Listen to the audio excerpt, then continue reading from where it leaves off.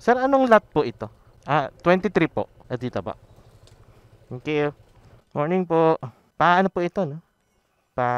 Dasma? Bali, 128 po. Ay, okay na po ito. Salamat po. Yan, nakakuha na nga pala tayo ng booking, guys. Going to Dasma. Mga ano lang ang pinadala sa atin. Mga bote ng something. Saan ba yung drop off? Okay. Pwede. Himustos silang. Ayun, pwede natin kunin to. Wala na, nakuha na. Ito, pwede natin kunin. Pay by credit. Lalamove po. Kalayaan, Homes, Toklong, Kawit, Cavite. May ginawa ko isa pang booking, guys. Going to Gentry. So, pag-drop natin na ito sa Gentry, da-drop naman natin tong Dasma.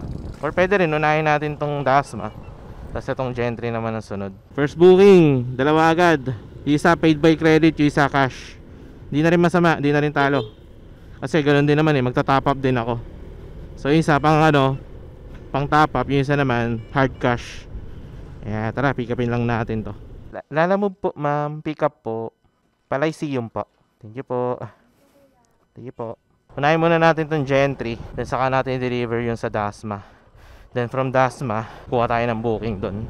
Kasi kung tutuusin, magkalapit lang yung dalawang lugar na yun Ilang kilometers lang ang difference. So kung saan Lancaster tayo papadaanin na itong na to, Google Maps na to, kapas.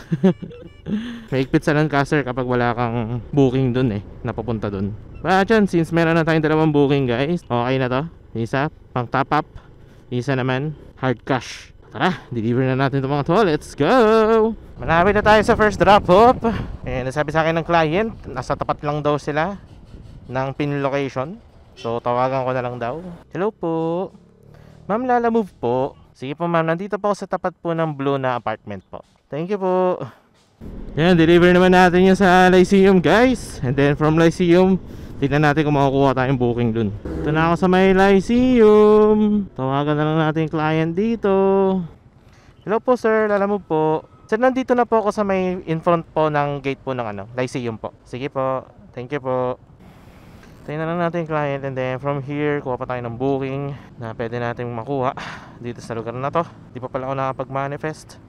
Kaya manifesting good session, manifesting good booking, manifesting safe ride, and manifesting more blessing. By the way, makikitain ko nga para sa booking na to is yung sa pang top up 100 something. Yung isa naman 130. Sana makakuha pa tayo, no? Para makabawi-bawi tayo. Gawa ng isang linggo rin akong hindi bumiyahe since naputulan ako ng belt. Kailan lang dumating. Tapos yun, marami rin kasi akong ginawa sa bahay at kung ano-ano pang appointments. Anyway, tingin ko na lang yung client, then tingnan na lang natin masusunod na mangyayari. 5 minutes later. Yo guys, may nakuha tayong booking dito sa may Gentry going to Bacoor. Pick upin lang natin to. Lalamove po kay Ma'am Mary Jo po. Magpi-pick up pa lang po. Opo. Ano pa? Kilo limit. Ano po, 20. Pero ilang kilo po ba to? Sige, okay lang po yan. Basta kasya po sa bag. Ang payment doon na lang din po. Sige po, thank you po. Pick up na natin item, guys. Bigas. Ewan ko ilang kilo, pero parang wala pa naman daw 25. Pero may kabigatan siya. Okay lang. Importante, kasya sa lalamove bag. At the same time, hindi naman nakaka-compromise ng handling natin. Tapos kakanan pala ako dito. Kamali ako. Kaya dyan nga, sana makakuha pa tayo ng ibang bookings para masabayan natin to, para hindi rin talo yung delivery fee. So hanap tayo ng booking na mapuntang Imus, puntang Bacoor din. By the way, gusto ko nga pala magpasalamat sa last client natin na si Sir Calvin na pinag-delivera natin sa Lyceum. Kasi binigyan tayo ng malaking tip. Maraming salamat po sir. Sobrang laking tulong po sa amin yan. Kaya sana pagpalain pa po kayo ng Diyos. Sana more blessing pa rin po sa inyo. Kung wala tayong makuha booking, okay lang. Pero kung meron, mas better. Kaya take na lang kayo guys, mga susunod na mangyayari. Okay? Grabe na tayo sa drop off. And di ko na double book guys. Ayun kita nga so. Hindi ka na double book kasi wala rin naman mga booking na going dito sa Bacoor. Puro papalayo, puro pa Dasma, pa Carmona, ganyan. Pero yun nga, hoping na lang din talaga may makuha tayong booking dito. Sir, tanong ko lang po kung alam niyo po ang Bautista Apartment. Ano lang po nakalagay, ito lang po yan 407th Street lang po 323 po. 237 po kayo. Pangalawa po. Okay. Sige po. Thank you po. Excuse lang po. Alam niyo po ang Bautista apartment po. Saan po yun? May daanan po dito. Tapos 323 po ang number. Bautista apartment. Asa may family village pa po? Eto pa. Okay. Sige po, salamat po. Wrong pin. Tapos, di kasi matawagan yung client. One extremely annoying shift later. Ma-deliver na natin yung item and then kung saan pa ako pinaikot-ikot ng mga napagtatanungan ko. Yan din ang disadvantage kapag yung napagtanungan mo is hindi rin alam yung lugar. Actually, yung drop-off, malapit lang dun sa pin location talaga, literally. Nakapakalapit na lang. Since walang nakalagay na house number and something ganyan. Kaya ganap ako, nag-ikot-ikot ako. Kaya sa after 30 minutes, nakita ko yung bahay. Nagtanong-tanong ako sa ibang tao. Kasi may naka-note naman din sa booking ng mismong apartment, pangalan ng apartment. Unaware ako na yung apartment pala yun na nakalagay doon, maraming klase. Tapos magkakalapit lang. Hanggang sa isang napagtanungan ko, ayun, alam niya kung sino yung tao. At the same time, alam niya kung nasaan. Kaya ayun, buti na lang din, natawagan ko na rin yung client kasi kanina ayaw talaga mag-call. Hindi matawagan yung client, parang ganun. Ang importante na na-deliver na natin. Na-drop na natin. Kasi ito may nakuha na tayong booking going to Rosario, Cavite. So pick upin ko lang to. Tapos deliver natin sa Rosario kasi naka-priority rin pala to. Yun, pick up na natin yung item, mga bolts. And then yung client natin is parang nag-expect na ma-deliver na agad yung item. Gawa na tumawag na sa akin. Itong sabi ko, nasan na ako? At syempre, i-deliver na agad natin to. Hindi ko na tayo double book. Mula dito 25 minutes. Biglang kabig. Di nagtitingin. 25 minutes, 12 kilometers ang ating tatakbuhin pupunta sa drop-off location. Hindi ko na papatagalin to. Let's go! Yun, nandito na ako sa may pangalan na itong lugar na to, EPSA. Ayan, deliver lang natin to. And then sana makakuha pa tayo ng maraming booking, no? Kasi kailangan ko talagang magbawi-bawi ngayon.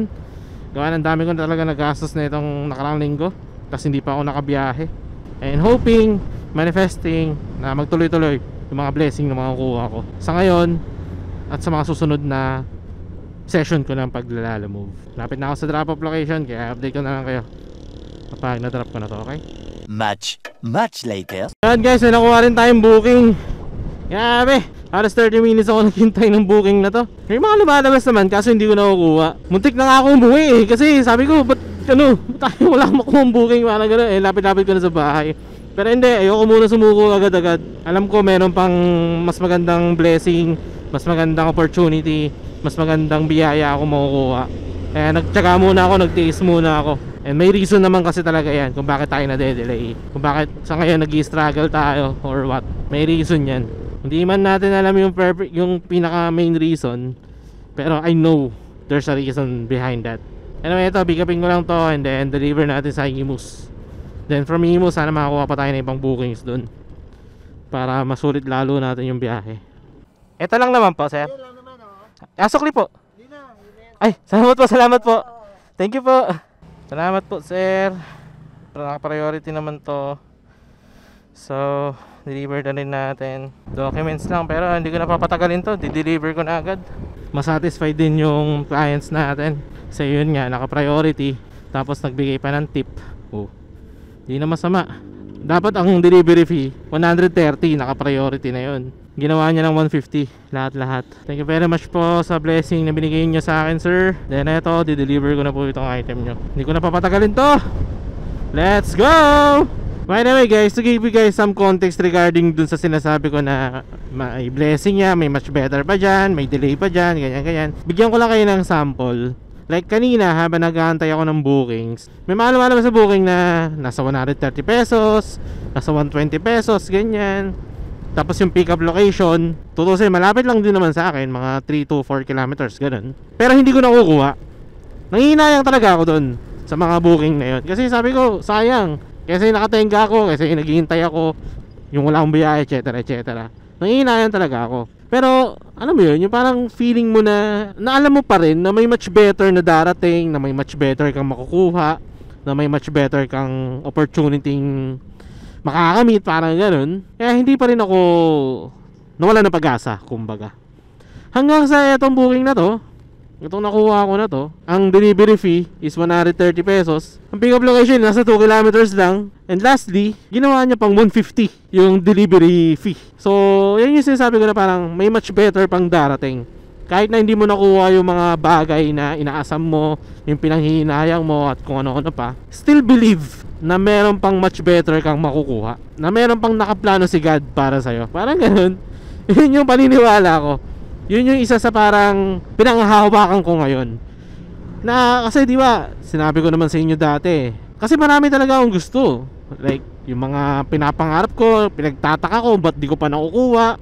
Tapos tuloy-tuloy lang yung struggle na nararamdaman ko, na na-experience ko, ganyan. Nung dati talaga, kini-question ko yung mga ganong klaseng bagay. Kasi nga, bakit? Ba't ang tagal? Parang ganon. Whereas, kung tutuusin, meron at meron pa rin naman. Darating at darating ka pa rin talagang doon. It's just that you have to be patient for it.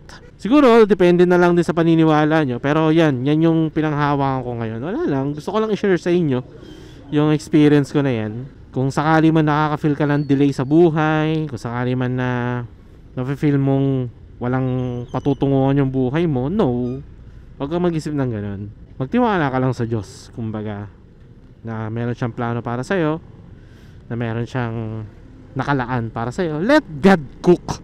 Parang ganun. Anyway, and malapit na tayo sa may drop off location, and I don't know kung tama ba tong drop off location na to. Kasi, ewan na, parang iba yung pin eh. Pero hanapin ko na lang kung sakali. Anyway, update ko na kay guys kapag na-drop na natin tong item na to, okay? Hello po, Sir Lalamove po. Sir, ito po ba yung bahay nyo? Yung may puti pong pintura? Sa Basil Street na po, 3 lane. Opo, ito pong kulay puti po, no? Ay, sige po, sir. Nandito na po ako sa tapat po. Bayad naman na po. Salamat po. Thank you po. Yan, guys. Yung sinasabi ko na tawag dyan. Wala man sa, hindi man nakalagay yung pinaka-exact location sa pin. Pero since meron namang address na nakalagay sa note, tapos konti lang din naman yung difference from from pin location, eh okay lang, walang problema dun. So yun, maghanap lang din ako ng booking dito, maghihintay lang din ng booking dito, and then tingnan natin mga susunod na mangyayari. Update ko na lang kayo, okay? 10 seconds later. Yo guys, quick update lang pala. Di ko alam saan ako banda naputol, pero natatandaan ko may na-pick up tayo from Santa Rosa na going to Dasma. And then, nalobat na ako, parang ganun. Ito naman, naghihintay na lang ako ng booking ng pauwi. And, ito, may lumabas. Imus to Imus. 82 pesos. Sabi dun sa Lalamove app, 4 kilometers lang yung distance ng, pick up location. Mula dun sa location ko. Pero nung ginugol map ko na, naging 6 kilometers. And then yung pick up location parang sa Vista Mall pa yata. So pumunta pa ako ng Vista Mall para lang ma-pick up tong item na to for 80 pesos. Pero kaya mo na. Baka naman gawin niya ng 100. Gawin ng 100 ng drop off.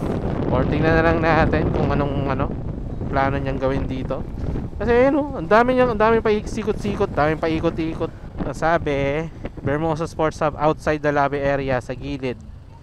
Yun, doon daw pupunta. Anyway, update ko na lang kayo guys kapag na-pick up ko na tong item na to, okay?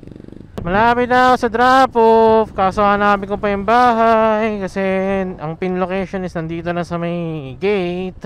Tumbok, kanan, kaliwa. Okay. Thank you. Tumbok, kanan, kaliwa. Okay. 82 pesos po. 82 pesos. Apo. Ay, wait lang po sa sukle. Ay, okay na po to. Salamat po. Thank you very much po. Okay guys, yun, na-drop na natin. And good sesh. Very, very, very good sesh. Very good sesh, guys. Grabe. Thank you very much, Lord. Thank you, God, for this blessing. Ayun, ayos guys. Natapos din tayo at ako uuwi na.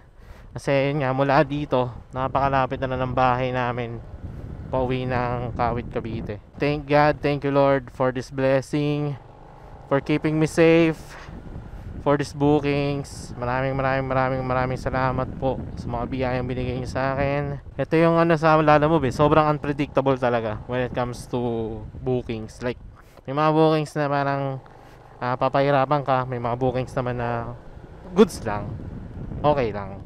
Ngayon, so far yung buong ano natin, buong session natin is okay naman. Like, hindi naman tayong pinahirapan. May isa lang tayo parang booking na ano medyo nag-struggle tayo kasi iba yung nakalagay sa drop off location na pin, na details, etc. Pero okay lang naman, at least na deliver din naman natin, no?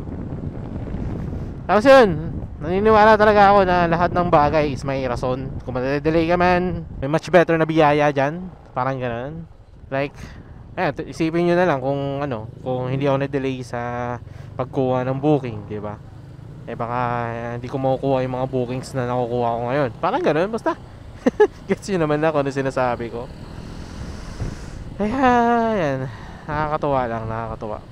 Kaya hindi pa rin ako nawawala ng pag-asa na kung sakali man na mapunta ako sa down times or down session or down something,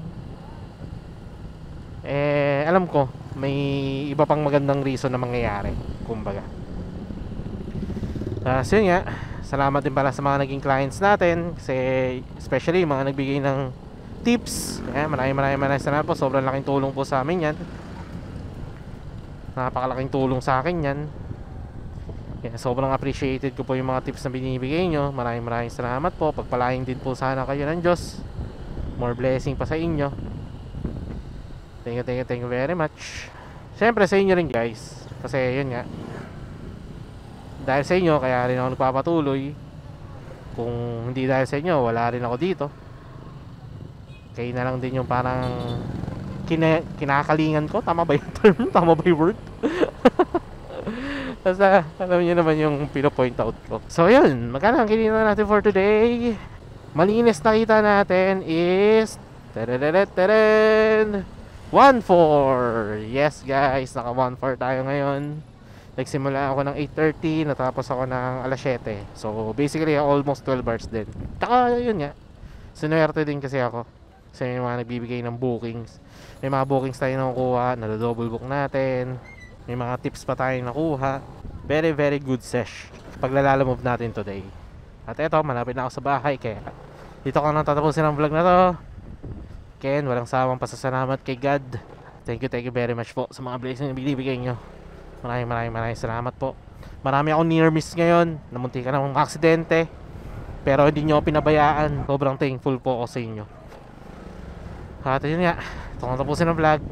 Maraming salamat sa pag-nood, sa pag-like, sa pag-share. Maraming salamat sa pag-comment. Y'all know the drill. Ride safe. Wait lang. Peace out. Good sesh. Bukas ulit. Let's go.